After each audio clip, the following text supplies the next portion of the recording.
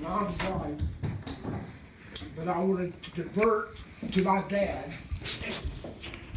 As he said, it was always Grandy and granddad. It wasn't mom and dad or dad or Grandy or granddad. It was it was Grandy and granddad. And Scripture tells us that when you get married, you become as one. And you and mom were as one. And you taught, I guess I can speak for him, you taught Randy and I a lot of things over the years. Most of it was good. But we saw in the last few years, particularly in the last year,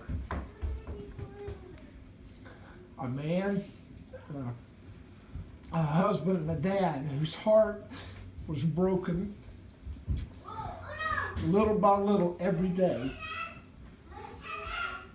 And we saw a man that showed me the true meaning of love and companionship and what real caregiving is, despite your heart being broken and the pain that you have physically. That the part of how to be a caregiver is something that you can pick up a book and read about, but until you see somebody doing it, it was just awesome. I think that's one of the most important lessons you've taught, and I love you. We love you, Granddad. We love you. Whether the lesson is taught or not, I hope that is very true. Now let me hold it. The scissors? Yeah, I don't like them right there. I hope that love permeates every marriage here. And I'm sure it does. Guys, you gotta love your wives. They're very forgiving. We have many, many faults. As we go through life, you come home to your wife, and she's one person that will compassionately listen to you and have to solve your problems. But the most important thing I think in our life is the first few years, the first few months that we're married. I'm not saying there's anything pious about us, but if we had a problem, we were down on our knees beside our bed at bedtime.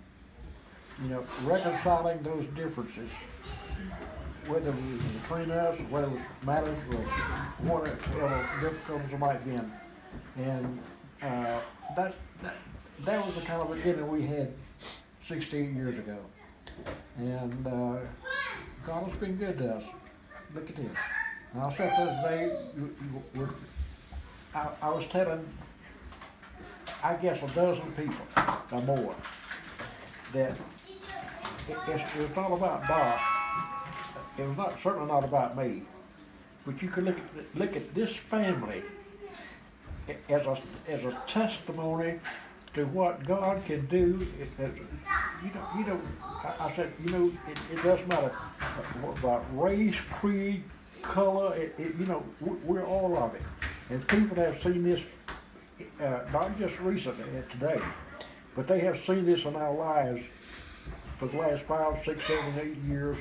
And just like I told your mother today, I can say with pride that it's nice to have had you, 10 years ago, whatever, and part of our life. And it makes it, I look at all these, where the 6'6" guys, all the way down to the 1'6" guys. And I can say that we love all of them. Girls, boys, girls, 6'6", feminine. I can remember just a few months ago, Jonathan, Asia over here, Doc was sitting in the chair, and guess who's sitting her left? Jail. Yeah. And they sat there, I guess, for an hour. Really, you remember that? Yeah. And that's the kind of family that I hope that we have had, that we can embrace everybody. And I think people in our community, church, have seen that in this family. So it's not about God, it's not about me, it's about this family, really. That's it. Way to go. You can take your coat off now. It's cold. No, I'm cold, no.